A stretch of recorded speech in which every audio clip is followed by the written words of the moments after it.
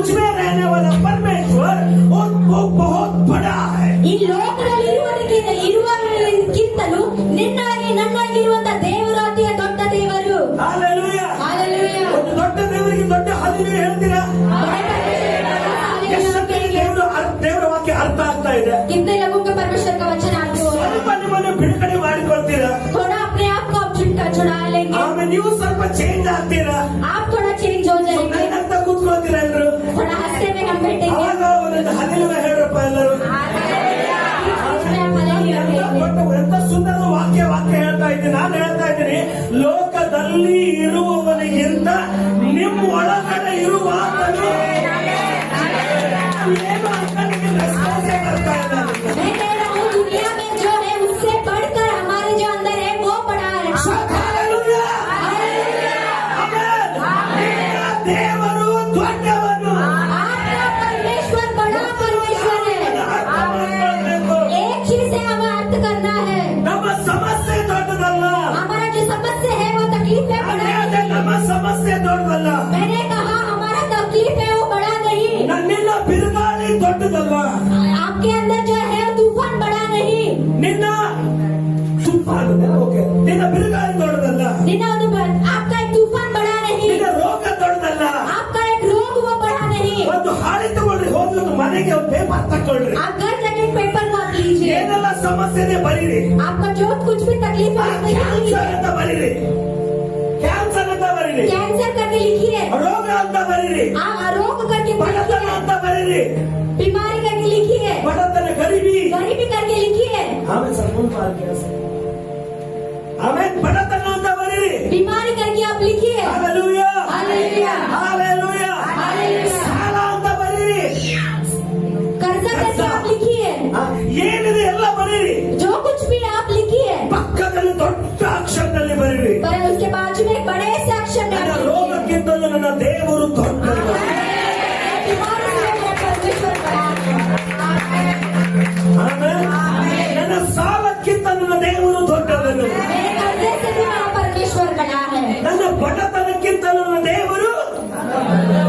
मेरे गरीबी से मेरा परमेश्वर बड़ा है. ಆಮೆನ್. आमीन. ನನ್ನ ಹೋರಾಟಕ್ಕಿಂತಲೂ ನನ್ನ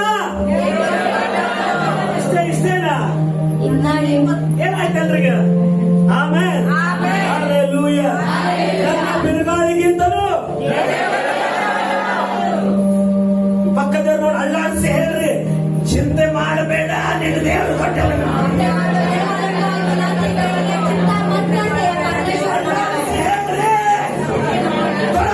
इलाके बोलिएगा मेरा परमेश्वर बड़ा है. ಆಮೇಲೆ ಹಾಡಾಡಿದ್ರೆ ಕಾರ್ಯ ಆಗೋದಿಲ್ಲ. सिर्फ गाना गाएंगे तो कार्य नहीं होगा. ದೇವರು ಅಂತ ಹಾಡಿದ್ರೆ ಹೋಗೋದಿಲ್ಲ. मेरा परमेश्वर करके बोलने से नहीं होगा. ಅದನ್ನು ಮನಕಟ್ಟು ಮಾಡಿಕೊಳ್ಳಬೇಕು. परंतु उसको हमको सच्चित बनाना है. ಅದನ್ನು ನಂಬುವಾಗ जब तू उसको विश्वास करेगा, ನಿಮ್ಮ ಒಳಗಡೆ ಎಲ್ಲೇ ಇಲ್ಲದಂತೊಂದು ಧೈರ್ಯ ಬರಲಿಕ್ಕೆ ಆರಂಭ. आपके अंदर जो नहीं है उस तरह का एक धैर्य आपके अंदर आएगा. ದಾವೀದನಲ್ಲಿದ್ದಂತ ಧೈರ್ಯ. दाऊद में रहने वाला एक धैर्य. आमीन. ಹಾಲೆಲೂಯಾ. हालेलुया. ದಾವೀದನಲ್ಲಿದ್ದ ಧೈರ್ಯ ನಿಮಗೆ ಬರುತ್ತೆ. दाऊद में रहने वाला एक बल तेरे अंदर ದಾವೀದ आएगा. ಅವನು ಯುದ್ಧ ಭೂಮಿಗೆ ಬರುವ ತನಕ दाऊद उस युद्ध भूमि में आने तक ಅಲ್ಲಿ ಎಲ್ಲರೂ ಚೀನಿ ಸೇರಿ ಹೇಳ್ತಾ ಇದ್ರು, ಗೋಲಿಯಾತನು ದೊಡ್ಡವನು. उधर सब लोग चिल्ला चिल्ला के कह रहे थे गोलियात बड़ा है. ಗೋಲಿಯಾತನು ದೊಡ್ಡವನು. गोलियात गोलियात वो बड़ा है. ಕ್ಯಾನ್ಸರ್ ದೊಡ್ಡದು. कैंसर वो बड़ा है. ಬಡತನ ದೊಡ್ಡದು. ಬಡತನ ಗರೀಬಿ. गरीबी वो बड़ा है. ಆಮೇಲೆ ಅವನು ದೊಡ್ಡವನು. वो बड़ा है. ಅವನಲ್ಲಿ ಹಣ ಇದೆ. उसके पास पैसे हैं. ಅವನಲ್ಲಿ ಪೊಲಿಟಿಕ್ಸ್ ಪವರ್ ಇದೆ. उसके पास पॉलिटिक्स पावर है. ಅವನಲ್ಲಿ ಮಸಲ್ ಪವರ್ ಇದೆ. उसके अंदर एक शारीरिक बल है. ಅವನಲ್ಲಿ ಏನದ ಜ್ಞಾನದ ಪವರ್ ಇದೆ. उसके पास ज्ञान का पावर है. ಎಲ್ಲರೂ ಗೋಲಿಯಾತನು ಹೊಗಳ್ತಾ ಇದ್ರು. सब लोग गोलियात को उछालने लगे. ದೊಡ್ಡವನು. गोलियात बड़ा है. ಹಾಲೆಲೂಯಾ. ಹಾಲೆಲೂಯಾ. हालेलुया. ಒಂದು ದಿವಸ ಅಲ್ಲಿ ದಾವೀದನು ಎಂಟ್ರಿ ಹೊಡೆದ. परंतु एक दिन उधर दाऊद का एंट्री हुआ. ನೀನು ಯಾರು? आप कौन हो? ನೀನು ಯಾರು? आप कौन हो? ನಿನ್ನೊಳಗಿರುವವನು ಯಾರು? आपके अंदर जो है कौन है? ಇರುವುದಕ್ಕಿಂತ ನಿನ್ನೊಳಗಿರುವ दुनिया में रहने वाले से आपके अंदर रहने वाला वो बलवान है, वो बलिष्ठ है. ಹಾಲೆಲೂಯಾ. हालेलुया. ನಾನು ಕೇಳ್ತೀನಿ, ದಾವೀದ ಈ ಧೈರ್ಯ ನಿನ್ನಿಂದ ಎಲ್ಲಿಂದ ಬಂತು? मैं पूछता हूँ दाऊद तेरे अंदर ये धैर्य कहाँ से आया? ಉಳಿದವ್ರಿಗೆ ಏನಾಯ್ತು? बाकियों को क्या हुआ? ಏ ಸೌಲ ನಿನಗೆ ಏನಾಯ್ತು? साउल तुझे क्या हुआ? ಸೌಲನ ಮಕ್ಕಳಿಗೆ ಏನಾಯ್ತು? साउल तेरे बच्चों को क्या हुआ? ಸೌಲ ನಿನ್ನ ಹತ್ರ ಇರುವ ಸೈನ್ಯಕ್ಕೆ ಏನಾಯ್ತು? साउल तेरे रहने वाले सैनिक को क्या हुआ? ಯಾಕೆ ಗೋಲಿಯಾತ ಹೆದರಿ ಒಳಗಡೆ ಕುತ್ಕೊಂಡ್ರಿ? क्यों तुम गोलियत तुम डर क्या अंदर बैठे हो? ಸೌಲನ ಚರ್ಚ್ ಹೆಂಗಿತ್ತು ಗೊತ್ತಾ? साउल का चर्च कैसे थे मालूम है? ಆಮೇಲೆ ಸೌಲನ ಚರ್ಚ್ ಹೆಂಗಿತ್ತು ಗೊತ್ತಾ? साउल का कलीसिया कैसा था आपको मालूम है? ಹಲ್ಲೆಲೂಯಾ. ಆ ಕಡೆ ಈ ಕಡೆ ನೋಡೋದು ಹಲ್ಲೆಲೂಯಾ ಹಾಡೋದು. उधर उधर देखना है हालेलुया बोलना ಪ್ರೈಸ್ है। Praise Lord. So praise the Lord, praise the Lord, ಈ praise the ಸೌಲನ Lord। ಸಭೆಗೆ एक साउल के कलीसिया को ಪ್ರಾರ್ಥನೆ ಗೊತ್ತಿತ್ತು, प्रार्थना मालूम था, ಪ್ರಾರ್ಥನೆಗೆ ಉತ್ತರಿಸುವ ದೇವರು ಗೊತ್ತಿರಲಿಲ್ಲ. परंतु प्रार्थना को उत्तर देने वाला परमेश्वर मालूम नहीं ಈ था। ಸೌಲನ ಜನರಿಗೆ साउल के लोगों को ಆಮೇಲೆ ಆಮೇಲೆ ವಾಕ್ಯ ಓದೋದು ಗೊತ್ತಿತ್ತು, वचन को पढ़ना मालूम है, ವಾಕ್ಯದಲ್ಲಿರುವಂತ ಬಲ ಶಕ್ತಿ ಬಗ್ಗೆ ತಿಳುವಳಿಕೆ परंतु ಇರಲಿಲ್ಲ. वचन में रहने वाले बल और शक्ति उसको मालूम नहीं। ಆಮೇಲೆ हालेलुया। ಯೇಸುವಿನ ಕೇಳ್ತಾ ಇದ್ದೀರಾ? ಯೇಸುವಿಗೆ ಆಶೀರ್ವಾದ ಆಗ್ತಾ ಇದೆ. कितने लोगों को आशीर्वादित हो रहे हैं? ಪಕ್ಕದವ್ರು ಹೇಳಿದ್ರು ದೇವರು ದೊಡ್ಡವರು. आपने वाली के बगल वाले को बोलिए मेरा परमेश्वर बड़ा है। ಜೋರಾಗಿ ಜೋರಾಗಿ ಚೀರಿ ಹೇಳಿದ್ರು ನನ್ನ ದೇವರು ದೊಡ್ಡವರು. चिल्लाते रहिए, मेरा परमेश्वर बड़ा है। ಇನ್ನೊಂದ್ಸಲ ಹೇಳಿದ್ರು ನನ್ನ ದೇವರು ದೊಡ್ಡವರು. और ये बात बोलिए, मेरा परमेश्वर बड़ा है। ಆಮೇಲೆ ನನಗೆ ಬಿಗ್ ಪ್ರಾಬ್ಲಮ್ ಇಲ್ಲ, ನನಗೆ ಬಿಗ್ ಗಾಡ್ ಇದ್ದಾರೆ. मेरे पास बड़ा प्रॉब्लम नहीं है, परंतु मेरे पास बड़ा परमेश्वर है। ಹಾಲೆಲೂಯಾ. ಎಂತ ದೊಡ್ಡ ಪ್ರಾಬ್ಲಮ್ ಇದ್ರೆ ಚಿಂತೆ ಇಲ್ಲ, ನನ್ನ ದೇವರ ಮುಂದೆ ಅದು ಒಣಗಾಲ ಹಾಕಬೇಕು. इतना भी बड़ा प्रॉब्लम हो, वो अपने घुटने पे आके वो बोलेगा। ಪ್ರತಿಯೊಂದು ಮಡುಕಾಲುಗಳು ದೇವರ ಮುಂದೆ ಊರಲ್ಪಡಬೇಕು. हर एक घुटना वो परमेश्वर के नाम के ಪ್ರತಿಯೊಂದು ನಾಲಿಗೆ ಯೇಸುವೆ ದೇವರನ್ನು ಅರಿಕೆ ಮಾಡಬೇಕು. हर एक जुबान वो यीशु ही रक्षक है बोल के बोलेगा। हालेलुया। ನಾವು ಅಂತ ಸಭೆ ಆಗ್ಬೇಕಾಗಿಲ್ಲ. हम उस तरह के कलीसिया होना है। ಆಮೇಲೆ ಇಲ್ಲಿ ಅದರ ಪೌತ್ರ ಹೇಳ್ತಾ ಇದ್ದಾರೆ, ಪರೀಕ್ಷಿಸಿಕೊಳ್ಳ್ರಿ, इधर वो बोल रहा है ಸುಳ್ಳು ಪ್ರವಾದಿಗಳನ್ನ ಕಂಡು ಹಿಡಿಯಿರಿ. जो झूठे प्रवादी है उनको तू उड़ा तू दूर। ಆಮೇಲೆ ಹಾಲೆಲೂಯಾ, ಹಾಲೆಲೂಯಾ. ಒಂದು ಸಾರಿ एक बार ಒಂದು ವಿಷಯ ನಡೀತು. एक विषय हुआ, ಒಂದ್ ಸಾರಿ ಏನಾಯ್ತಂದ್ರೆ ಒಂದು ಎಕ್ಸಿಬಿಷನ್ ಇತ್ತು. एक एग्जीबिशन था, ಚರ್ಚ್ ನಲ್ಲಿ ಒಂದು ಎಕ್ಸಿಬಿಷನ್ ಇತ್ತು. एक कलीसिया में एक एग्जीबिशन था। ಎಲ್ಲರೂ ಬಂದು 23 ಸಾಂಗ್ಸ್ ಬಾಹ್ಯಾಟ್ ಹೇಳ್ಬೇಕಾಗಿತ್ತು. सब लोग आके 23 भजन संगीता को बाहर बोलना था। ಆಮೇಲೆ ಸೊ ಏನಾಯ್ತಂದ್ರೆ ಒಂದೊಂದು ಮಕ್ಕಳು ಸೇರಿ ಬಂದು ವಾಕ್ಯ ಹೇಳಿಕೆ ಆರಂಭಿಸಿದ್ರು. एक एक बच्चे आके वो वचन को बोलने के लिए वो प्रारंभ करते हैं। ಸೊ ವಾಕ್ಯ ಅವರು ಬಾಹ್ಯಾಟ್ ವಾಕ್ಯಗಳನ್ನು ಹೇಳುವಾಗ वो बाहर वचन को जब कह रहे थे, ಎಲ್ಲರೂ ಎದ್ದು ನಿಂತು ಚಪ್ಪಾಳೆ ಹೊಡೆದ್ರು. सब लोग उठ खड़े होके वो लोग ताली बजाए। ಸೂಪರ್ ಹೇಳಿದೆ ನೀನು. वो लोग बोले थे अच्छा तूने कहा।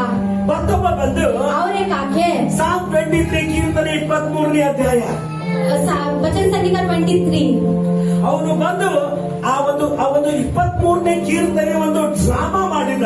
वो आके 23 उस अध्याय को उसने ड्रामा किया। ಯೆಹೋವನು ನನಗೆ ಕುರುಬನು, परमेश्वर ನಾನು ಕೊರತೆ ಪಡೆದು. मुझे कोई प्रॉब्लम नहीं कर। ಬಹಳ ಬ್ಯೂಟಿಫುಲ್ ಆಗಿ ಡ್ರಾಮಾ ಮಾಡಿದ. वो एक सुंदर रीति से उसने ड्रामा किया, ಸುಂದರವಾಗಿದ್ದು ಸುಂದರವಾಗಿ अति सुंदर से उसने ड्रामा किया। ಎಲ್ಲರೂ ಎದ್ದುಕೊಂಡು ಚಪ್ಪಾಳೆ ಹೊಡೆದು ಅವರನ್ನು ಅಪ್ರಿಶಿಯೇಟ್ ಮಾಡಿದ್ರು. सब लोग उठ खड़े होकर तालियां बजाते हुए उसके नाम किया। उन्होंने बोला तूने बहुत अच्छा किया। ಆ ಚಪ್ಪಾಳೆ ನೀವು ಹೊಡಿತಿಲ್ಲ ಆ ರೀತಿಯಾಗಲ್ಲ. वो जो तालियां जो आप बजाते हो वैसे नहीं, ನೀವು ನನಗೆ ಚಪ್ಪಾಳೆ ಹೊಡಿತಿದ್ದಪ್ಪ ನೋಡ್ಬೇಕಪ್ಪ. आप मुझे तालियां बजाते हुए वो देखना है। ಎಣಿಸಿ 1 2 3 4 5 ಬೇಡ. गिन गिन कर 1 2 3 4 5वां ಅಲ್ಲಿ नहीं। ಚಪ್ಪಾಳೆ ಮಾಡಿಸಿ ಇಡೀ ಸಮಯ ಚಪ್ಪಾಳೆ ಒಂದು ಕಂಟಿನ್ಯೂಸ್ 5 ನಿಮಿಷ. परंतु जब कलीसिया तालियां बजा रहे थे कंटिन्यूस 5 मिनट तक बिना रुके हुए ताली बजा रहे थे. ನಿಲ್ಲಿಸದೆ ಅವರು ಚಪ್ಪಾಳೆನ ತಟ್ತಾ अगर ಇದ್ರು। अगर आज सुबह मैं कहूँगा आपको ಒಂದು ವೇಳೆ ಈ ಮುಂಜಾನೆ ವೇಳೆ ನಿಮ್ಗೆ ಹೇಳೋದಾದ್ರೆ तो सब लोग 5 मिनट के लिए ताली बजाते हैं. ನಡ್ರಿ ನಾವು ಒಂದು 5 ನಿಮಿಷಕ್ಕಾಗಿ ನಾವು ಚಪ್ಪಾಳೆನ ತಟ್ಟೋಣ। ಆಮೇಲೆ ಆಮೇಲೆ ಹಾಲೆಲೂಯಾ. हालेलुया। ಕೂತಿರುವಂತ ರೀತಿ ನೋಡ್ಬಿಟ್ಟು ನಾನು ಅನಿಸಿದ್ರೆ 5 ನಿಮಿಷ 10 ನಿಮಿಷ ಚಪ್ಪಾಳೆ ಹೊಡಿತೀನಿ ನಾನು. आप जिस तरह से बैठे हैं, आपको देखने को लगता है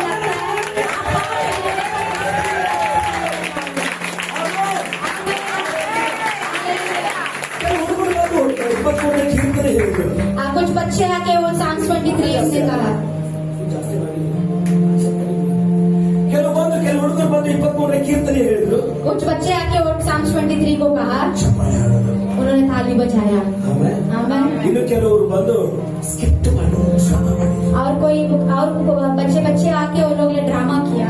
ಎದ್ದು ನಿಂತು ಚಪ್ಪಾಳೆ वो लोग उठ खड़े होकर तालियां बजाया। ನಂತರ ಸ್ವಲ್ಪ ಸಮಯ ಆದ್ಮೇಲೆ थोड़ा समय होने के बाद ಒಂದು ಹೆಚ್ಚು ಕಡಿಮೆ ಒಂದು 45ರಿಂದ 50 ವರ್ಷದ ಒಬ್ಬ ವ್ಯಕ್ತಿ ಬಂದ.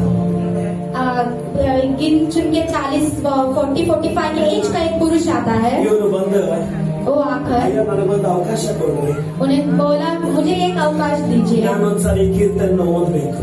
मैं एक बार इस वचन संहिता को मुझे पढ़ना है। ಗಮನವಿಟ್ಟು ಕೇಳಿಸ್ಕೊ, ದಯವಿಟ್ಟು ಇಲ್ಲಿ ध्यान से आप सुनिए, इधर लक्ष्य ಕೇಳ್ತಾ दीजिए। ಇದ್ದೀರಾ? सुन रहे हो? ಅರ್ಥ ಆಗ್ತಾ ಇದೆಯಾ? आपको समझ आ रहा है? ಇದ್ದೀರಾ ನನ್ನ ಜೊತೆಗೆ? आप हमारे साथ हो? ಇಲ್ಲೇ ಇದ್ದೀರಾ? इधर ही हो? ಮನೆಗೆ ಹೋಗಿರಲ್ರಿ?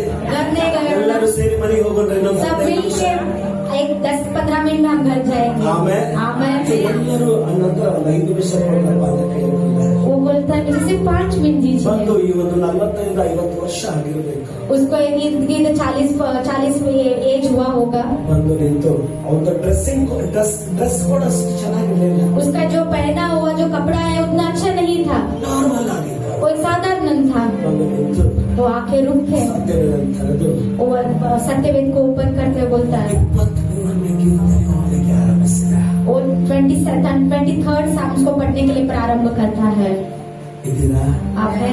ಅವನು ಓದುವುದಕ್ಕಾಗಿ ಆರಂಭಿಸಿದಾಗ वो जब पढ़ने के लिए वो प्रारंभ करता है, ಅಲ್ಲಿ ದೇವರ ಮಹಿಮೆ ಇಳಿಲಿಕ್ಕೆ ಆರಂಭವಾಯಿತು. उधर परमेश्वर की महिमा उतरने के लिए प्रारंभ हुआ।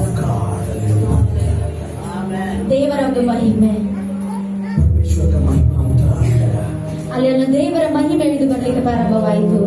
ಅವನು ಓದ್ತಾ ಇರುವಾಗ जब वो पढ़ते गया, ಕೆಲವರು ಮೊಣಕಾಲ ಮೇಲೆ ಬಂದು ಕೈ ಎತ್ತಿ ಆರಾಧನೆ ಮಾಡಿದ್ದಾರೆ.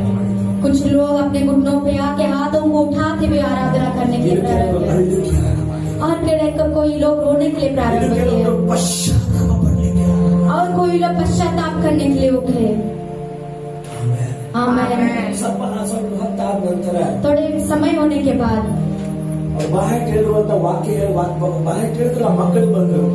वो जो बच्चे ने बाहर कहा था वो लोग आए, ಅವ್ರು ಕೇಳಿದ್ರು, उन्होंने पूछा ಅಂಕಲ್ ನಾವು ಬಾಹ್ಯ ಹೇಳಿದ್ವಿ, ನೀವು ಓದಿದ್ವಿ. अंकल हमने भी बाहर का, आपने भी उसको पढ़ा। ಮತ್ತೊಬ್ರು ಬಂದು ನಾವು ಸ್ಕಿಟ್ ಮಾಡಿದ್ವಿ. और लोग आते बोलते हैं मैंने भी स्किप किया, ಚಪ್ಪಾಳೆ ಕಟ್ಟಿದ್ರು ಜನ.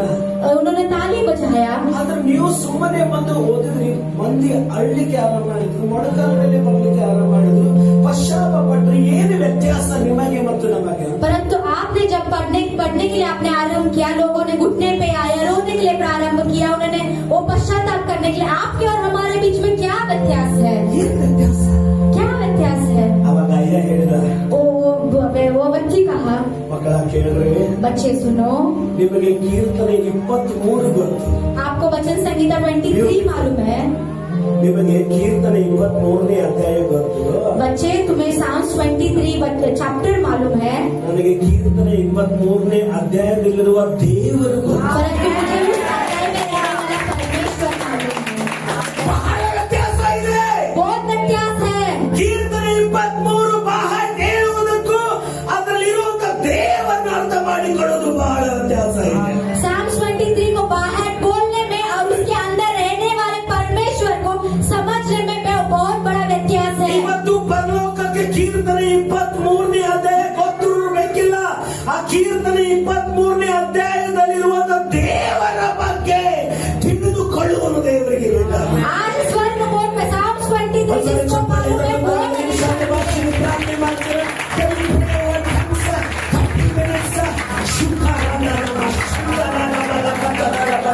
Raise your eyes and pray.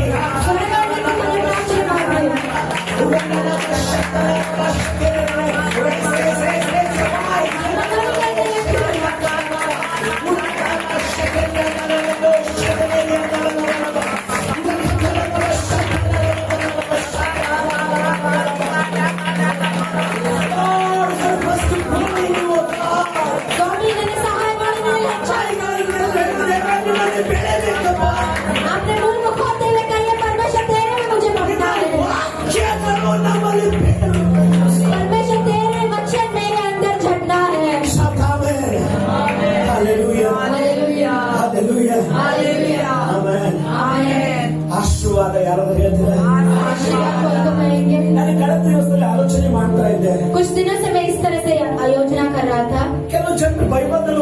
ಸತ್ಯದಲ್ಲಿರುವಂತ ಕೆಲವೊಂದು ಫಿಗರ್ ವ್ಯಕ್ತಿಗಳ ಬಗ್ಗೆ ನಾವು ಗೊತ್ತಾಗಿ ಆಲೋಚನೆ ಮಾಡ್ತಾರೆ.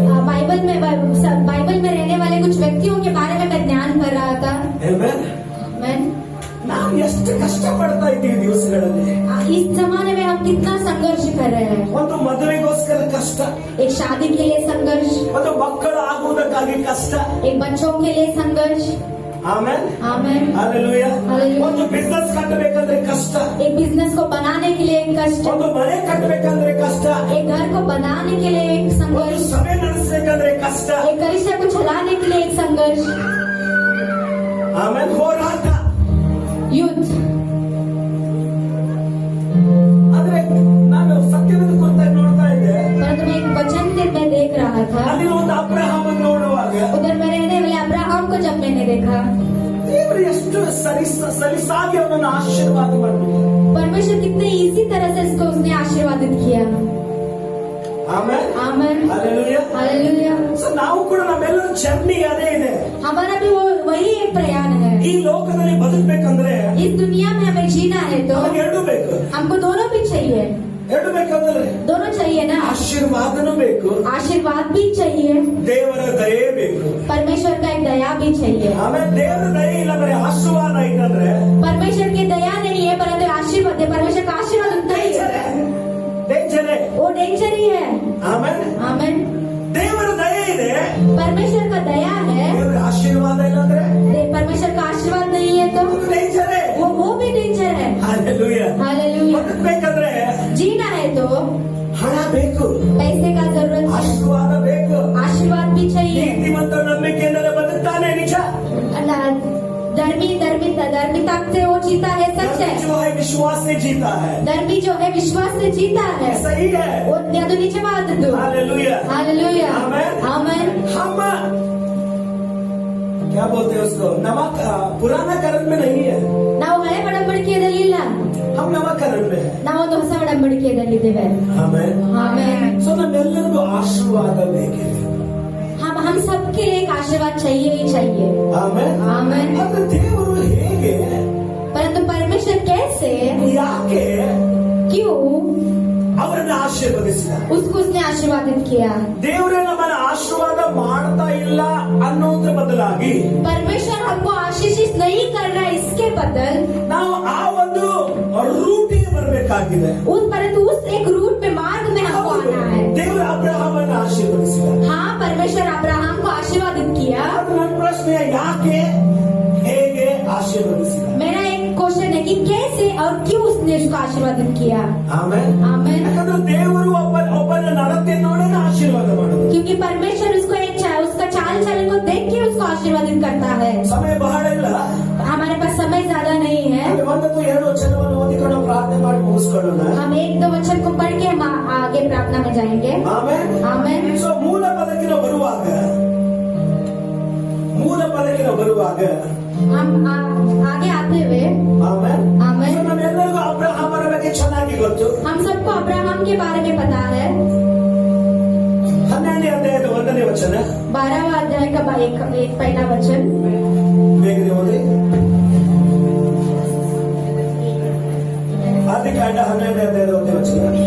ಯೆಹೋವನು ಹಾ, ಅಬ್ರಹಾಮನಿಗೆ, ನೀನು ಸ್ವದೇಶವನ್ನು ಬಂಧು ಬಳಗವನ್ನು ತಂದೆಯ ಮನೆಯನ್ನು ಬಿಟ್ಟು ನಾನು ತೋರಿಸುವ ದೇಶಕ್ಕೆ ಹೊರಟು ಹೋಗು. ನಾನು ನಿನ್ನನ್ನು ದೊಡ್ಡ ಜನಾಂಗವಾಗುವಂತೆ ಮಾಡಿ ಆಶೀರ್ವದಿಸಿ ನಿನ್ನ ಹೆಸರನ್ನು ಪ್ರಖ್ಯಾತಿಗೆ ತರುವೆನು. ಮುಂದೆ. ನೀನು ಆಶೀರ್ವಾದ ನಿಧಿಯಾಗುವೆ. ನಿನ್ನನ್ನು ಹರಿಸುವವರನ್ನು ಹರಿಸುವೆನು, ನಿನ್ನನ್ನು ಶಪಿಸುವವರನ್ನು ಶಪಿಸುವೆನು. ಸಾಕರಿ. ಈಗ 13ನೇ ಅಧ್ಯಾಯದ 1ನೇ ವಚನ. 13:1. ಹೀಗೆ ಅಬ್ರಹಾಮನು ತನ್ನದೆಲ್ಲ ತೆಗೆದುಕೊಂಡು ಹೆಂಡತಿಯನ್ನು ಲೋಟನನ್ನು ಸಂಗಡ ಕರೆದುಕೊಂಡು ಐಗುಪ್ತ ದೇಶವನ್ನು ಬಿಟ್ಟು ಕಾನಾನ್ ದೇಶದ ದಕ್ಷಿಣ ಪ್ರಾಂತ್ಯಕ್ಕೆ ಏರಿ ಬಂದನು. 2ನೇ ವಚನ. ಅಬ್ರಹಾಮನು ಬಹು ಐಶ್ವರ್ಯವಂತನಾಗಿದ್ದನು. ಯಾರಾದ್ರೂ ಜೊತೆಗೆ ಹೇಳ್ರಿ, ಅಬ್ರಹಾಮನು ಸ್ವಲ್ಪ ಐಶ್ವರ್ಯವಂತನಾಗಿದ್ದನು.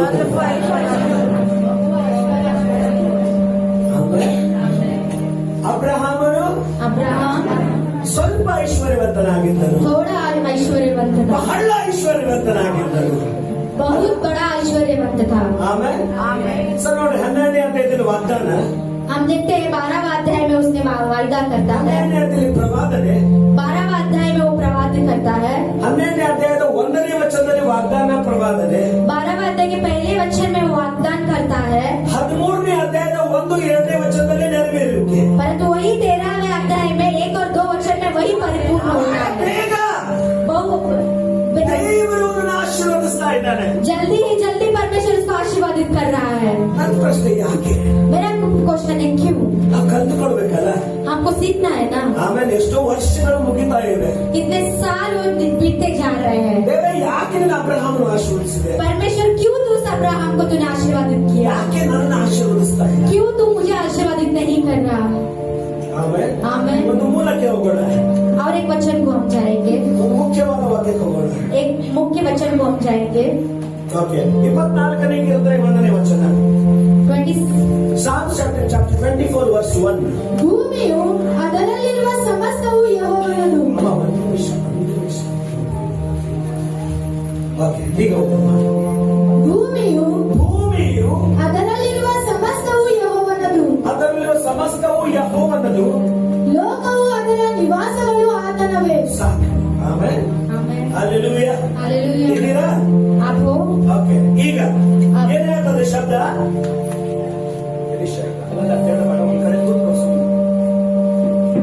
ಭೂಮಿಯು ಅದರಲ್ಲಿರುವ ಸಮಸ್ತವು,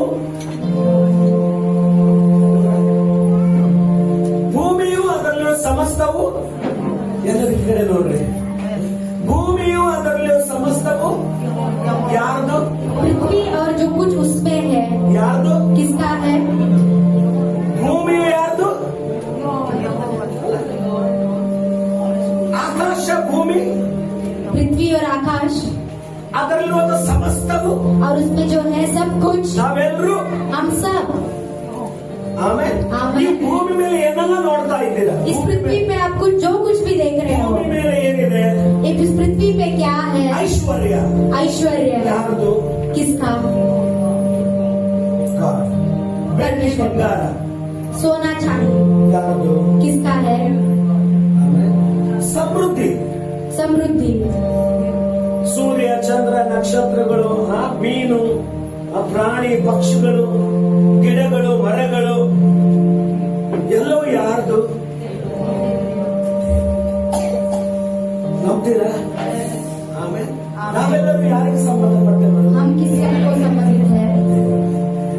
हमें ಅಂಡರ್ಸ್ಟ್ಯಾಂಡಿಂಗ್ ದಿಸ್, ಇದನ್ನು ಅಂಡರ್ಸ್ಟ್ಯಾಂಡಿಂಗ್ ಮಾಡಿ. इसको आपको समझना है। ಆಮೇಲೆ ಈಗ ಇನ್ನೊಂದು ವಿಷಯಕ್ಕೆ ಬನ್ನಿ. ನಾನು ಓದ್ತಿರೋ ಪುಸ್ತಕ Proverbs chapter 8. ಇದನ್ನು ಎಲ್ಲರೂ ತೆಗೆದುಕೊಳ್ಳಿ. ಎಲ್ಲರೂ ಪ್ಲೀಸ್ ಎಲ್ಲರೂ ಓಪನ್ ಮಾಡಿ. ಎಲ್ಲರೂ open सब हम इस वचन को खोलेंगे। ಇದನ್ನು ನಾವು ಒಬ್ಬನೇ ಓದೋದು ಬೇಡ, ನಾವೆಲ್ಲರೂ ಒಟ್ಟಾಗಿ ಇದನ್ನು ಓದೋದು. मैं अकेला नहीं, परंतु हम सब मिलके इस वचन को हम पढ़ेंगे। 17ನೇ ಅಧ್ಯಾಯದ 8ನೇ ಅಧ್ಯಾಯ 17ರಿಂದ 21 ವಚನದವರೆಗೆ ಓದೋಣ. Proverbs 8:17 to 20. Proverbs chapter 8 verse 17 to 21. Can we read? ನಾವೆಲ್ಲರೂ ಓದೋಣ. ಇದ್ದೀರಾ ಎಲ್ಲರಲ್ಲಿ? ಎಲ್ಲರೂ ಲೈಕ್ಸ್ ಕೊಡ್ತೀರಾ ಪ್ಲೀಸ್? ಇದನ್ನು ಓದೋಣ. 1 2 3. ನನ್ನನ್ನು ಪ್ರೀತಿಸುವವರನ್ನು ನಾನು ಪ್ರೀತಿಸುವೆ. ನಿಧಾನವಾಗಿ ಓದಿ, ಗಡಬಡಿ ಮಾಡಬೇಡ್ರಿ. ಗಡಬಡಿ ಪಕ್ಕದಲ್ಲಿ ಗಡಬಡಿ ಮಾಡಿ, ಗಡಬಡಿ ಮಾಡಬೇಡ ಅಂತ. ಗಡಬಡಿ ಮಾಡಿದ್ರೆ ಆಕ್ಸಿಡೆಂಟ್ ಆಗ್ತದೆ. गड़बड़ करेगा तो एक्सीडेंट होगा। ಗಡಬಡಿ ಮಾಡಿದ್ರೆ ನಾ ಏನು ಅನ್ನೋದು ಗೊತ್ತಾಗೋದಿಲ್ಲ. गड़बड़ करेगा तो मैं जो बोलूंगा आपको नहीं समझेगा। ಆರಾಮವಾಗಿ आराम से, ನಿನಗೆ ತಿಳಿದುಕೊಳ್ಳುವ ರೀತಿಯಲ್ಲಿ. जैसे तुझे समझ में आए उस रीति से। ಆಮೇಲೆ ನಾ ಯಾರು ಮನೆಗೆ ಟೋರ್ ಹೊಂಟಿಲ್ಲ. हम कोई घर छोड़ के नहीं जा रहे। ಆಮೇಲೆ ಆಮೆನ್. ಓದಲ್ವಾ? ನನ್ನನ್ನು ಪ್ರೀತಿಸುವವರನ್ನು ನಾನು ಪ್ರೀತಿಸುತ್ತೇನೆ. ಆತುರದಿಂದ ಹುಡುಕುವವರು ನನ್ನನ್ನು ಕಂಡುಕೊಳ್ಳುವರು. ನನ್ನಲ್ಲಿ ಧನ ಘನತೆಗಳು, ಶ್ರೇಷ್ಠ ಸಂಪತ್ತು, ನೀತಿಯೂ ಇರುತ್ತದೆ. ನನ್ನ ಮೂಲಕವಾದ ಆಗ ಬೆಳ್ಳಿಗಿಂತಲೂ ಅಮೂಲ್ಯವಾಗಿದೆ. ನಾನು ಹಿಡಿದಿರುವ ದಾರಿಯು ನೀತಿಯೇ, ನ್ಯಾಯ ಮಾರ್ಗಗಳಲ್ಲಿ ನಡೆಯುತ್ತೇನೆ. ಹೀಗಿರಲು ನನ್ನನ್ನು ಪ್ರೀತಿಸುವವರಿಗೆ ಧನದ ಬಾಧ್ಯತೆಯನ್ನು ದೊರಕಿಸಿ ಅವರ ಬೊಕ್ಕಸಗಳನ್ನು ತುಂಬಿಸುವುದು.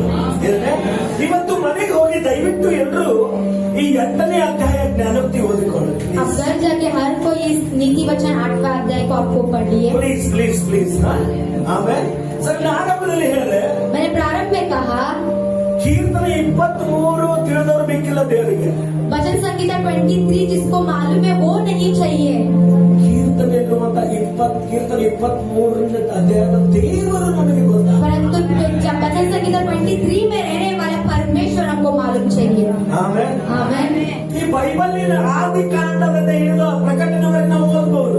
बाइबल में रहने वाले उत्पत्ति से लेके प्रकटीकरण तक हम पढ़ सकते ಅದು हैं. ಆಶೀರ್ವಾದ ಆಗ್ಲಿಕ್ಕಿಲ್ಲ, वो आशीर्वादित हो नहीं सकता, ಆಗೋದೇ ಇಲ್ಲ. वो होगा भी नहीं ಎಲ್ಲಿವರೆಗೆ ನೀನು ಬೈಬಲ್ ದೇವರನ್ನ ಅರ್ಥ ಮಾಡಿಕೊಳ್ಳೋದಿಲ್ಲ. जहाँ तक उसमें रहने वाले परमेश्वर को तू नहीं समझेगा. ಕೀರ್ತನೆ 23 ಬ್ಯಾಡ್ರಿ, भजन संगीता 23 नहीं चाहिए, ದೇವರನ್ನ ಅರ್ಥ ಮಾಡಿಕೊಳ್ಳಿ. परंतु उसमें रहने वाले परमेश्वर को आप समझ लो. 91ನೇ ಕೀರ್ತನೆ ಮಾತ್ರ ಬೇಡ, 91 साल उतना ही हमको नहीं ದೇವರನ್ನ चाहिए, ಅರ್ಥ ಮಾಡ್ಕೊಳ್ಳೋಣ. परंतु उसके रहने वाले परमेश्वर को समझे. परमेश्वर कहता है, ಲೋಕದಲ್ಲಿರುವವನಿಗಿಂತಲೂ ನಿನ್ನೊಳಗಿರುವ ಆತನು ಹೆಚ್ಚಿನ.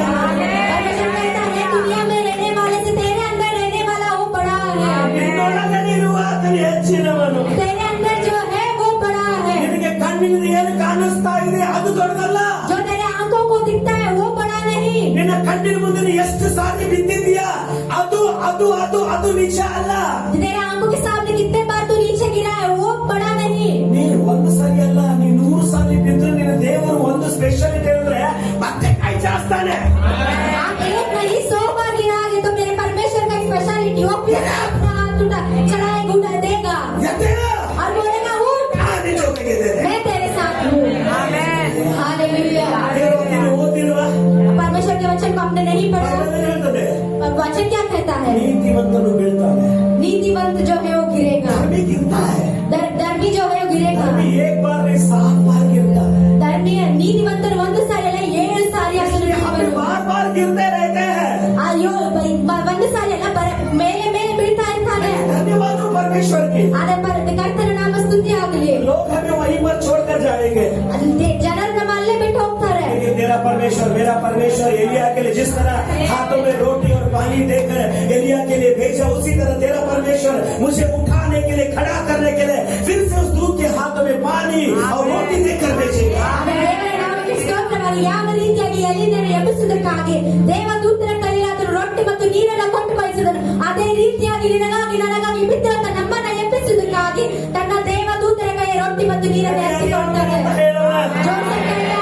ಆಮೆನ್. ಹಲ್ಲೆಲೂಯಾ. ದೇವರು ದೊಡ್ಡವನು, ದೊಡ್ಡ ಕಾರ್ಯಗಳನ್ನು ಮಾಡ್ತಾನೆ.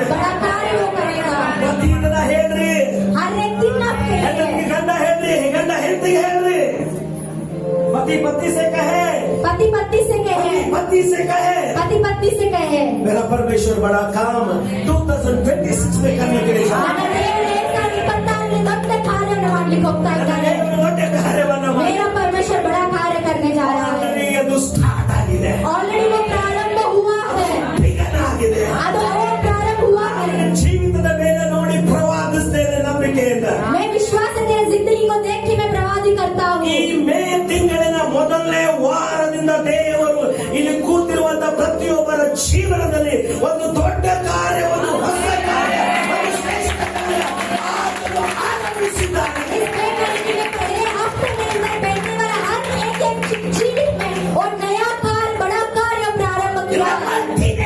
ಯೇಸುವಿನ ಬಲದ ನಾಮದಲ್ಲಿ, ಯೇಸುವಿನ ನಾಮದಲ್ಲಿ ದೊಡ್ಡ ಕಾರ್ಯ ಜೀವನದಲ್ಲಿ ಆರಂಭ. यीशु मसीह के नाम में बड़ा कार्य. ಒಂದು ಸಾರಿ ಚಪ್ಪಾಳೆ ತಟ್ಟಿ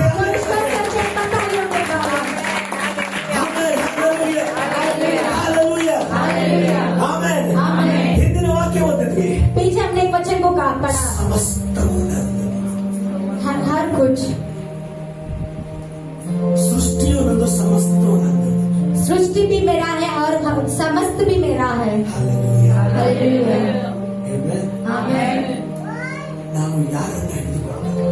हम किसको पकड़ना है, ನಾವು ಯಾರನ್ನ ಗಟ್ಟಿ हमको किसको कस के पकड़ना ಈ है। ಜ್ಞಾನೋಕ್ತಿಯ ಪುಸ್ತಕ ನೋಡಿ ಎಷ್ಟು ಸುಂದರವಾಗಿ ಹೇಳ್ತಾ ಇದೆ. ये नीति वचन को आपने देखो कितने सुंदर से रीति से ಭೂಮಿಯಲ್ಲಿ है। ವಾಸ ಮಾಡ್ಬೇಕಾಗಿರುತ್ತಾಗಿದ್ರೆ इस पृथ्वी को हमें वास करना है तो ಯಾರಾದ್ರೂ ಹೇಳ್ರಿ ಮನಿ ಮನಿ ಮನಿ ಮನಿ ಮನಿ ಮನಿ ಮನಿ ಮನಿ कोई तो करे घर घर घर घर, ಹಂಚಿನ ಮನಿ ಅಲ್ಲ, ಇದು ಈ ಮನಿ.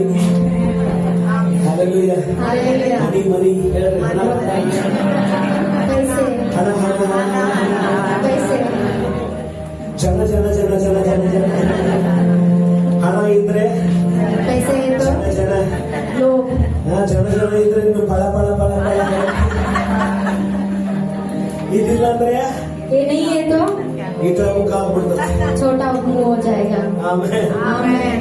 ದೇವರಕ್ಕೆ ಹೇಳ್ತದೆ परंतु वचन ऐसे कहता है ಧರ್ಮ ಸಾರಿ ಜ್ಞಾನೋಕ್ತಿಗಳ ಪುಸ್ತಕ नीति वचन में ಅದರ 18ನೇ ವಚನ ಹೇಳ್ತದೆ 18वां वचन इस तरह से कहता है, ನನ್ನಲ್ಲಿ ಧನ ಘನತೆಗಳು. धन और प्रतिष्ठा मेरे पास है। ಧನ ಅಂದ್ರೆ ಏನ್ರಿ ಹಣ. धन मतलब पैसे, ಪಕ್ಕದವ್ರು ನೋಡಿ ಹೇಳ್ರಿ ಹಣ. बगल वाले बोले पैसे। Hallelujah. हालेलुया। ಆಶೀರ್ವಾದ ಆಗ್ತಾ ಇದ್ದಾರೆ. आशीर्वादित हो रहा है। आमेन। ನನ್ನಲ್ಲಿ ಧನ ಧನ ಘನತೆ. ಧನ ಅಂದ್ರೆ ಹಣ, ಘನತೆ ಅಂದ್ರೆ ಗೌರವ. धन मतलब पैसा है और प्रतिष्ठा मतलब गौरव है, प्रति गौरव। ಆಮೇಲೆ आमेन। ಪೊಸಿಷನ್ पोजीशन ಸ್ಥಾನ ಎಲ್ಲಿದೆ? किधर है? ಧನ ಘನತೆಗಳು ನನ್ನಲ್ಲಿ ಇದೆ ಅಂದ್ರೆ ದೇವರಲ್ಲಿ ಇದೆ. धन और प्रतिष्ठा मेरे अंदर है मतलब परमेश्वर में है। ಈಗ ಹೇಳ್ರಿ ನಿನ್ನ ಬಾಸ್ ಯಾರ ಕೈಲಿದ್ದಾನೆ? आपका बॉस किसके हाथ में है? ಅಷ್ಟೇ 16 ವರ್ಷ ಆದ್ರಿ. पासवान 16 साल हो गए। ನನ್ನ ಮಾಲಕ ನನ್ನ ಪ್ರಮೋಷನ್ ಅನ್ನ ಕೊಡವಲ್ಲ. मेरा बॉस मुझे प्रमोशन ही नहीं दे रहा है। ಆ ಕೆಲಸ ಬಿಟ್ಟು ಬೇರೆ ಕೆಲಸಕ್ಕೆ ಹೋಗ್ಬೇಕಂತ ಮಾಡೇನ್ರಿ. वो काम छोड़ के मैं दूसरे काम को जाना ऐसे सोचा हूँ। ನನ್ನ ಪ್ರಶ್ನೆ, ನೀನ್ ಕಂಪನಿಗೋಸ್ಕರ ಎಷ್ಟು ಸಾರಿ ಪ್ರಾರ್ಥನೆ ಮಾಡಿದೆ? मेरा प्रश्न ये कि तेरे कंपनी के लिए तूने कितने बार तूने ನಿನ್ನ प्रार्थना, ಬಾಸ್ಗೋಸ್ಕರ ಎಷ್ಟು ಸಾರಿ ಪ್ರಾರ್ಥನೆ ಮಾಡಿದೆ? तेरे बॉस के लिए तूने कितने बार आपने प्रार्थना किया? ರೀ ಯೂಸೆಫ್ ಅಂತ ಒಬ್ಬ ಬೈಬಲ್ನಲ್ಲಿ ವ್ಯಕ್ತಿ ಇದ್ದ. यूसुफ एक बाइबल में एक वैसे व्यक्ति था। ಪೋಟಿಫರ್ನ ಮನೆಯಲ್ಲಿ ಪಾಂಡ್ಯ ತೊಳಿಲಿಕ್ಕೆ ಹೋದವನು. वो 44 के घर में वो बर्तन मांजने के लिए गया, ಆದ್ರೆ ಇವನು ಪೋಟಿಫರ್ನ ಕುಟುಂಬಕ್ಕೋಸ್ಕರ ಪ್ರಾರ್ಥನೆ ಮಾಡುವುದು. परंतु वो 44 के परिवार के लिए प्रार्थना करने वाला था। Hallelujah. हालेलुया। ಆಮೆನ್. आमेन। ಪಾಂಡ್ಯ ತೊಳಿಲಿಕ್ಕೆ ಹೋದವನು, ಬಟ್ಟೆ ಒಗಿಲಿಕ್ಕೆ ಹೋದವನು, ಆ ಮನೆ ಮೇಲೆ ಆತನಿಗಿರುವಂತಹ ಎಲ್ಲ ಸಂಪತ್ತುಗಳ ಮೇಲೆ ಮುಖ್ಯ ಅಧಿಕಾರಿಯಾಗಿ ಮಾರ್ಪಟ್ಟ. वो बर्तन मांजने के लिए गया व्यक्ति, उनके कपड़े धोने के लिए गया व्यक्ति, पर उस घर में रहने वाले हर एक चीज के लिए वो मुख्य प्रधान बनना ಮುಖ್ಯ बना। ಪ್ರಧಾನ ಬನಾಜಿವೋ. ಅದನ್ನು ಮುಖ್ಯ ಪ್ರಧಾನನಾದನು हम यहाँ बैठे हैं, ನಾವಿಲ್ಲಿ ಕೂತ್ಕೊಂಡಿದ್ದೀವಿ। हर साल में एक दो काम चेंज कर रहे हैं. ಪ್ರತಿ ವರ್ಷ ಒಂದಲ್ಲ ಎರಡು ಕೆಲಸವನ್ನ ಬದಲಾಯಿಸ್ತಾ ಇದ್ದೀವಿ। हालेलुया. हालेलुया। आइए आपको यूसुफ से मिलाता हूँ. ಬರ್ರಿ ನಾನು ನಿಮಗೆ ಯೋಸೇಫನನ್ನ ಭೇಟಿ यूसुफ ಮಾಡಿಸ್ತೇನೆ। के पास जाते हैं, चलिए. ಬರ್ರಿ ನಾವು ಯೋಸೇಫನ ಹತ್ರ ಹೋಗ್ತೀವಿ। Hello hello hello Yusuf. Hello ಯೋಸೇಫನೇ, हाँ मैं प्रकाश हूँ. ನಾನು ಪ್ರಕಾಶನು। मेरा थोड़ा समस्या है तो तुझसे. ನನ್ನ ಒಂದು ಸಮಸ್ಯೆ ಇದೆ, मुझे मालूम नहीं पड़ रहा है यूसुफ. ನನಗೆ ಗೊತ್ತಾಗ್ತಾ ಇಲ್ಲ ಯೂಸಫ್ನೇ। बर्तन खरीदने के लिए गया हुआ व्यक्ति है. ನೀನು ಒಂದು ಪಾತ್ರೆ ಉಜ್ಜುದಕ್ಕಾಗಿ ಹೋಗಿದ್ದಲ್ಲ, वो थोड़ी पर तेरे को प्रमुख प्रदान कैसे किया? ಕೋಟಿಪುರ ನಿನಗೆ ಹೇಗೆ ಮುಖ್ಯ ಪ್ರಧಾನನಾಗಿ ಮಾಡಿದನು? यूसुफ मेरे को ऐसा मारेगा. ಯೂಸಫನ ಕೆಂಡೆಗೆ ಕೊಡ್ತಾನೆ, पागल है तो. ನೀನು ಹುಚ್ಚನು। मैं मेरा 45 के लिए बहुत प्रामाणिक से प्रार्थना करता हूँ. ನಾನು ನನ್ನ ಯಜಮಾನನ 44ಗಾಗಿ ಪ್ರಾಮಾಣಿಕತೆಯಿಂದ ನಾನು ಪ್ರಾರ್ಥನೆ ಮಾಡ್ತೇನೆ। ಕೇಳಿ ಈ ವಾಕ್ಯ ಬಿಡಬೇಡಿ, ಬಹಳ ಪವರ್ಫುಲ್ ವಾಕ್ಯ ಇದು. सुनो और इसे उसको ध्यान दीजिए, इसमें बहुत पावरफुल वचन ನಮಗೆ है। ಭೂಮಿ ಮೇಲೆ ಬದುಕಲಿಕ್ಕೆ ಹಣ ಬೇಕು. हमें इस पृथ्वी में जीने के लिए पैसे चाहिए। ಹೇಳ್ತಾ ಇದ್ದಾನೆ, ಹಣ ಎಲ್ಲಿದೆ? परमेश्वर कह रहा है पैसे कहाँ है? ಧನ ಘನತೆಗಳು ನನ್ನಲ್ಲಿ ಇವೆ. धन और प्रतिष्ठा मेरे में है, ನಿನ್ನ ದೇವರಲ್ಲಿದೆ. आपके परमेश्वर में है। ಒಂದು ಪ್ರಶ್ನೆ, ಈ ವಾಕ್ಯ ಹಿಂಗ ಅಂತ ಇರೋದಾಗಿದ್ರೆ ನೀವು ಆನ್ಸರ್ ಮಾಡ್ರಿ. ರಿಸರ್ವ್ ಬ್ಯಾಂಕ್ ಯಾರ ಕೈಯಲ್ಲಿದೆ? मेरा एक क्वेश्चन आपके लिए, ये वचन इसे कर रहा है, रिजर्व बैंक किसके हाथ में है? ಎಲ್ಲಿದೆ ರಿಸರ್ವ್ ಬ್ಯಾಂಕ್? कहाँ पे है रिजर्व बैंक? ಅದ್ರ ಕಿಲಿ ಯಾರ ಕಡೆ ಇದೆ? उसका चाबी किसके पास है? ದೇವ್ರ ಕಡೆ ಇದೆ. परमेश्वर के पास है। ನಮಗೆ ಚರ್ಚ್ ಕಟ್ಟಲಿಕ್ಕೆ 2 ಕೋಟಿ ಹಣ ಎಲ್ಲಿದೆ? हमारे चर्च बांधने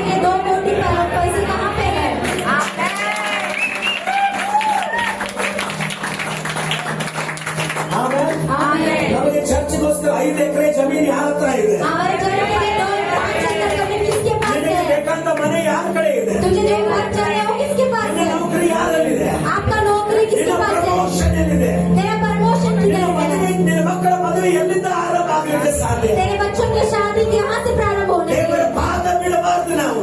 परमेश्वर का उपस्थिति हमें नहीं छोड़ना है। ನನ್ನ ಹೃದಯ ತೂರಿಕೊಂಡು ಹೋಗ್ತಾ ಇದ್ದ ವಾಕ್ಯ ಇವತ್ತು. ये वचन मेरे हृदय को चीरते हुए जा रहा ಧನ, है। ಐಶ್ವರ್ಯಗಳು ನನ್ನಲ್ಲೇ ಐತಿ. धन और प्रतिष्ठा मेरे में ही है। ಆಮೇಲೆ आमीन। ಮುಂದೆ ಹೇಳ್ತದೆ, आगे कह रहा है, ಲಾಸ್ಟ್ ವಚನ ನೋಡ್ರಿ, 18ನೇ ವಚನ ನೋಡ್ರಿ. ಹೀಗಿರಲು ನನ್ನನ್ನು ಪ್ರೀತಿಸುವವರಿಗೆ ಧನದ ಬಾಧ್ಯತೆಯನ್ನು ತೊಲಗಿಸಿ ಅವರ ಬೊಕ್ಕಸಗಳನ್ನು ತುಂಬಿಸುವೆ. जो मुझे प्रेम करता है उसको मैं धन से उसके बर्तन को मैं भरूंगा। ಯಾರಿಗೆ ಕೊಡ್ತಾನಂತೆ? ಕೀರ್ತನೆ 23 ಯೆಹೋವನೇ ನನ್ನ ಗುರುವನು, ನಾನು ಕೊರತೆ ಕೊಡಲು ಅವರಿಗೆಲ್ಲ. जो वचन संगीता 23 बोलता है उसको नहीं, ಆ ದೇವರನ್ನು ಭೇಟಿ ಆಗ್ಬೇಕು. उस परमेश्वर को तुझे मिलना है। ಎಷ್ಟು ನಾವು ಹೇಳ್ತೀವಿ? आमीन। हालेलुया। ಯಾರಿಗೆ ಕೊಡ್ತಾನಂತೆ? किसको वो देगा? ಐಶ್ವರ್ಯ ಯಾರು ಕೊಡ್ತಾನಂತೆ? ದೇವರು. वो धन किसको देगा? ಹಣ ಯಾರು ಕೊಡ್ತಾನಂತೆ? वो पैसे किसको देगा? ನನ್ನನ್ನು ಪ್ರೀತಿಸು. जो मेरे से प्रेम करता है। ದೇವರನ್ನ ಪ್ರೀತಿಸ್. ನೋಡ್ರಿ, ಎಲ್ಲರೂ ಪ್ರೀತಿ, सबके लिए प्रेम, ಲವ್. प्रीति। ಇದನ್ನ ಸೈತಾನು ಈ ಲವ್ ಅನ್ನೋ ಶಬ್ದ ತಕೊಂಡು ಲೋಕವನ್ನ ಬಹಳ ನಾಶ ಮಾಡ್ತಾ ಇದ್ದಾನೆ. शैतान ने जो लव ये शब्द है उसको लेके वो दुनिया को वो सता रहा है, ನಾಶ कर रहा है, नाश कर रहा है, नष्ट कर रहा है. ಅದನ್ನ ನಷ್ಟ ಮಾಡ್ತಾ ಇದ್ದಾನೆ। ಲವ್ नाम का 4 शब्द लेकर शैतान ಲವ್ ಎಂಬ ಒಂದು 4 ಶಬ್ದವನ್ನ सब ತೆಗೆದುಕೊಂಡು लड़कियों में लड़कों में ಅದನ್ನು ಯವನಸ್ಥರಲ್ಲಿ नाश कर रहा है. ನಾಶ ಮಾಡ್ತಾ ಇದ್ದಾನೆ। ನಿಜವಾದಂತ ಲವ್ ದೇವರಿಗೆ ಸಂಬಂಧಪಟ್ಟದ್ದು. जो सच्चा प्रेम है वो परमेश्वर को संबंधित है। ಆಮೇಲೆ आमीन। ಎಷ್ಟು ಜನ ಜೀವನ ನೋಡಿದ್ದೀನಿ ನಾನು. कितने सारे लोगों की जिंदगी को मैंने देखा है। ದಯವಿಟ್ಟು ಕ್ಷಮಿಸ್ಬೇಕಾದ್ರೆ ಇದು ಶಬ್ದ ಮಾತಾಡ್ತಾ ಇದ್ದೀನಿ. मुझे क्षमा कीजिए इस तरह के शब्द का ಯಾರನ್ನು प्रयोग कर ನೋಟಿಫೈ रहा हूं। ಮಾಡಿ ಅಲ್ಲ, किसको भी मैं निंदना नहीं कर ದೇವರ रहा हूं। ವಾಕ್ಯದ ಪ್ರಮಾಣದ ಜೊತೆಗೆ. परमेश्वर की वचन के प्रमाण के द्वारा ಈ ಸ್ತ್ರೀ ಹುಡುಗಿಯರು ಬಹಳ ಓದಿರ್ತಾರೆ. और जो लड़कियां है वो बहुत बड़ा ಡಿಗ್ರಿ ಆಗಿರ್ತದೆ, PhD ಆಗಿರ್ತದೆ, डिग्री हुआ रहता है, PhD ಇಂಜಿನಿಯರ್ होता ಓದಿರ್ತಾರೆ. है, इंजीनियरिंग पढ़े रहते हैं। ಅವ್ರು ಲಾಸ್ಟಿಗೆ ಒಬ್ಬ ಯಾವುದೋ ಆಟೋ ಡ್ರೈವರ್ನ ಹಿಂದೆ ಓಡೋಗ್ಬಿಡ್ತಾರೆ. पर लास्ट को कोई आटो ಓದಿರೋದೇ ಇಲ್ಲ. कुछ बचा ही नहीं। ಎಲ್ಲಿದೆ ಜ್ಞಾನ? किधर है ज्ञान? ಎಲ್ಲಿದೆ ಬುದ್ಧಿ? कहाँ है बुद्धि? ಆಮೇಲೆ आमीन। ಸೇಮ್ वही ಪುರುಷರ ವಿಷಯದಲ್ಲಿ ಆಗುತ್ತೆ. वही लड़कों के विषय में ಲವ್ ಅನ್ನುವಂತ ಶಬ್ದ ಭೂಮಿ ಎಲ್ಲ ದೇವರಿಗೆ ಸಂಬಂಧಪಟ್ಟದ್ದು. वो प्रेम जो शब्द है स्वर्ग को संबंधित है। ಅರ್ಥ ಆಗ್ತಾ ಇದೆಯಾ ನಿಮಗೆ? आपको समझ में आ रहा ಅರ್ಥ है? ಆಗ್ತಾ ಇದೆಯಾ ಮಗನೇ? आपको समझ में आ ಅರ್ಥ रहा ಆಗ್ತಾ ಇದೆ है ಮಗಳೇ? बेटी? आपको समझ में आ रहा है? हालेलुया। हालेलुया। ನೀನು ಪ್ರೀತಿ ಮಾಡೋದಕ್ಕಿಂತ ಮುಂಚೆ ದೇವರನ್ನು ನೋಡಿ ಹೇಳಿದ, ಈಗೋ ದೇವರು ಲೋಕದ ಮೇಲೆ ಎಷ್ಟೋ ಪ್ರೀತಿಯನ್ನು जैसे प्रेम करने से पहले परमेश्वर तुझे देख के बोलता है, परमेश्वर इस पृथ्वी पे इतना प्रेम किया, आपने एक बेटे को उसने दे दिया। ನನ್ನನ್ನು ಪ್ರೀತಿಸುವವರಿಗೋಸ್ಕರ ಧನದ ಬಾಧ್ಯತೆಯನ್ನು ಕೊಟ್ಟು ಅವನ ಬೊಕ್ಕಸಗಳನ್ನ.